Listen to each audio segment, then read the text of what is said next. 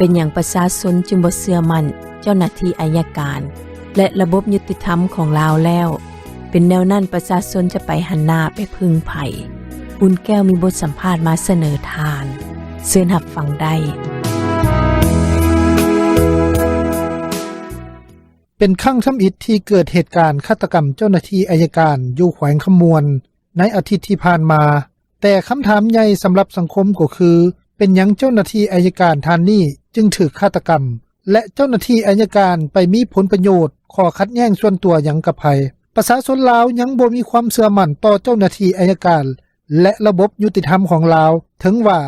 รัฐบาลจะประกาศการพัฒนาประเทศให้เป็นรัฐแห่งกฎหมายในปี 2020 ก็ตามข้าพเจ้าได้สัมภาษณ์พนักงานบำนาญ2ท่านเกี่ยวกับเรื่องนี้ให้ท่านไปฟังคำเห็นของพนักงานบำนาญท่านทำอิฐเบิ่งเฮาคิดว่าการปฏิบัติงานของเจ้าหน้าที่ศาลเจ้าหน้าที่อัยการนี่มีความเป็นธรรมขนาดใดโอ้ยเรื่องนี้นี่ก็บ่อยากเว้าว่าล่ะครับเอามามันเว้าแล้วมันบ่ไปตามกฎหมายมันบ่ไปตามความยุติธรรมมันบ่เป็นไปตามความศีลธรรมธรรมดาแล้วเนาะเรื่องความเป็นธรรมเนี่ยต้องพร้อมผู้มีศีลธรรมอันนี้มันบ่พร้อมมันบ่เป็นไปตามความยุติธรรมนี่นะกฎหมายมีอยู่แต่บ่ปฏิบัติไปตามกฎหมายบ่นี่บ่อยู่ต้านนี่จะความเป็นธรรมทั้งสองเบื้องสองฝ่ายแต่แล้วมันเป็นไปตามกฎหมายโดยส่วนใหญ่นี่เจ้าหน้าที่อัยการเจ้าหน้าที่ศาลเนี่ยเพิ่นให้ความเป็นธรรมกับประชาชนขนาดใดโอ้ยอย่างนี้เว้าแล้วมันก็ความเป็นธรรมจะพวกมีเงินค้ำนั่นแหละพวกที่ร่ำรวยนั่นแหละส่วนหลายผู้ทุกข์เลยบ่ค่อยจะได้รับความเป็นธรรมดอกป้าส่วนใหญ่เคยเว้าเรื่อยๆคนหั่งบ่ได้เข้าคุกคนทุกข์บ่ได้เข้าห้องหมอนี่ย้อนนั่นน่ะนี่มันก็จะบ่นั่นแหละความเป็นจริงนะถ้าสมก็จะเว้ามานั่นมันก็แสดงให้เห็นอยู่บนนั่นแหละธรรมดานี้คันถ้าพระเจ้าหามีศีลธรรมนี่โอ้อันนี้ข้าพเจ้านี่เชื่อเพราะได้มีศีลธรรมนึกบ่ตายง่ายดอกว่าบนนี้แหละเพราะถ้าเป็นบ่มีศีลธรรมมันทรยศต่อป่าส่วนต่อชาตินั่นแหละมันจริงตายไปนะอันนี้มันถ้าเกิดขึ้นเรื่องนี้เนี่ยตะกี้มันก็บ่มีปรากฏการณ์นี้เกิดขึ้นย่อมมันฮอดมื้อฮอดยามแล้วฉะนั้นเรื่องนี้จึงเกิดขึ้นมาแสดงให้เห็นให้สังคมได้เห็นว่าความเป็นธรรมอยู่บนใดเป็นย้อนบ่ความเป็นธรรมนั่นแหละแต่บ่ความเป็นธรรมเนี่ยมันก็มี2ลักษณะเนาะอันนึงแล้วพร้อมโจทย์นึงแล้วไปพร้อมมันน่ะจำเลยเจ้าเนี่ยนะมันก็เป็นอันนั้นเรื่องมันสิเกิดขึ้นอันนี้ก็กรรมศาสตร์จะบอกเดี๋ยวมันเกิดขึ้นย้อนกินเส้นบนจำเลยบ่หรือกินเส้นบนของโจทย์บ่นะกรรมตัวนี้มันจริงนำมาสนองเนี่ยนะมันก็มี2ลักษณะนี่แหละโดยส่วนใหญ่แล้วคันท่าว่าระบบศาลระบบอัยการนี่ประชาชนนี่เพิ่งบ่ได้แล้วประชาชนสิไปเพิ่งไผล่ะบัดเนี่ยกันแนวนั้นนั่นแหละอันนี้เนี่ยนะมันก็จะมีปรากฏการณ์เกิดขึ้นนี้ให้สังคมนี่เห็นแจ้งเดี๋ยวนั้นนั่นแหละสมมุตินี้มันมีบ่เพิ่งแล้วประชาชนเนี่ยนะเจ้าแต่ผู้ร่ำผู้รวยมีบ่เพิ่งนะป้าเสือทุกในบ่อยู่บ่เพิ่งแล้วบ่สุดแล้วก็คือเรื่อง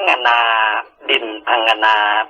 ท่าแต่งนั่นแหละธรรมดานี่คันแม่นเฮานี่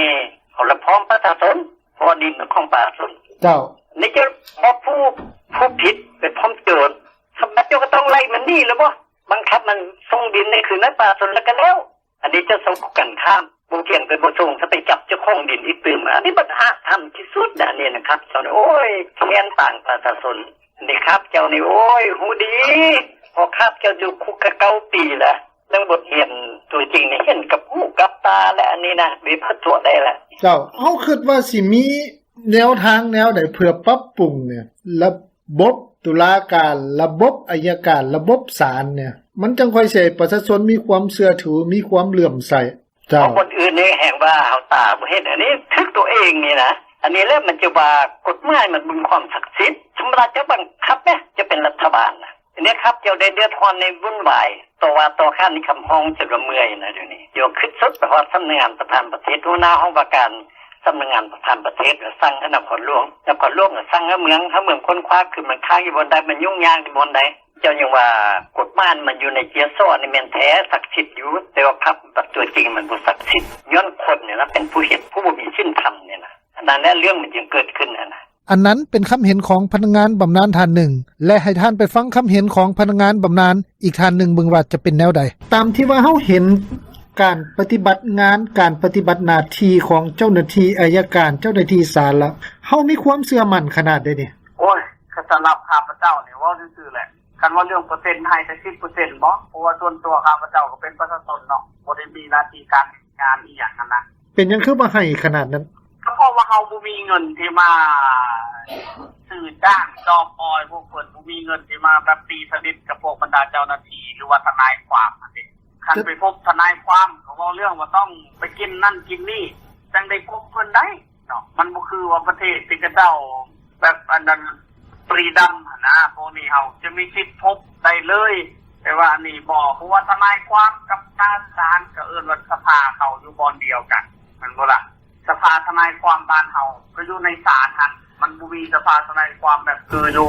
ประเทศที่เจ้าเจริญแล้วทางด้านจริยธรรมหั่นน่ะเจ้าหน้าที่อัยการเด้เจ้าหน้าที่ศาลเด้เวลาเฮาไปพัวพันนี่ต้องได้ใช้เงินเสมอไปบ่ก็คิดว่าสำหรับเรื่องของข้าพเจ้าเนี่ยก็ย้อนว่าบ่มีเงินแล้วนี่จังบ่มีโอกาสได้พบพวกจาศาลพวกทนายความนี่นะก็เรื่องที่ข้าพเจ้าว่าแต่2013จนถึงปัจจุบันนี่นะจะต้องได้ใช้เงินเสมอไปบ่นี่ฮะต้องได้ใช้เงินเสมอไปบ่นี่ก็แน่นอนอยู่แล้วต้องได้ใช้เงินเสมอจึงได้พบพวกเพิ่นกษัตริย์ก็บ่ได้พบเพิ่นคือว่าเอาต่อไปนี้สิปกครองด้วยกฎหมายเฮ็ดให้เป็นรัฐแห่งกฎหมายตัวนี้เฮาเห็นว่าจังได๋เนี่ยโอ้ยคันเว้าแบบเขียนนี่มันก็ได้อยู่ในฐานเลยเขาย่านได้เขียนแนวนึงเลยเฮ็ดแนวนึงนี่นะเขาย่านแต่ว่าเป็นเกี้ยหรือว่าลายเซ็นที่เพิ่นเขียนนะเพิ่นปะไว้เทิงหน้าโต๊ะแต่ภาคปฏิบัติบรรจุกองโต๊ะซั่นดอกอันนี้ความรู้สึกส่วนตัวไทใดตัวนี้น่ะบ่แม่นเว้ากระทั่งกระแทกใส่ผู้ใดได้มันสิบ่มีคำเว้าอีกแล้วว่าคนหังบ่ได้เข้าคุกคนทุกข์บ่ได้เข้าห้องหมอเพิ่นก็เว้าจังซี่เพิ่นมีการยืนยันจังซี่ได้อันเว้าได้อยู่อันน่ะแต่ว่าปฏิบัติได้บ่ซั่นดอกพนักงานบำนาญทั้งสองท่านให้คำเห็นว่า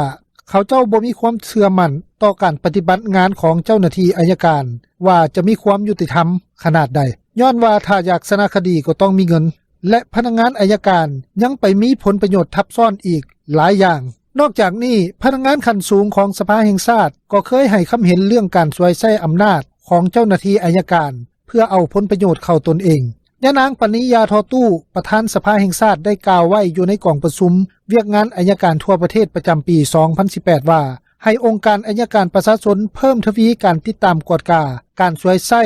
สิทธิและหน้าที่ตำแหน่งของเจ้าหน้าที่พนักงานที่ไปแตะต้องถึงสิทธิและผลประโยชน์อันชอบธรรมของประชาชนเช่นการกักตัวบ่ถูกต้องการบีบคั้นเอาคำให้การและคำสารภาพด้วยการทุบตีทรมานหรือการกระทำอื่นๆของพนักงานที่เป็นการละเมิดสิทธิอันชอบธรรมด้วยกฎหมายของประชาชนเช่นสวยใช้หน้าที่ตำแหน่งของตนเพื่อบังคับข่มขู่เอาดินของประชาชนเพื่อผลประโยชน์ส่วนตัวของตนเอง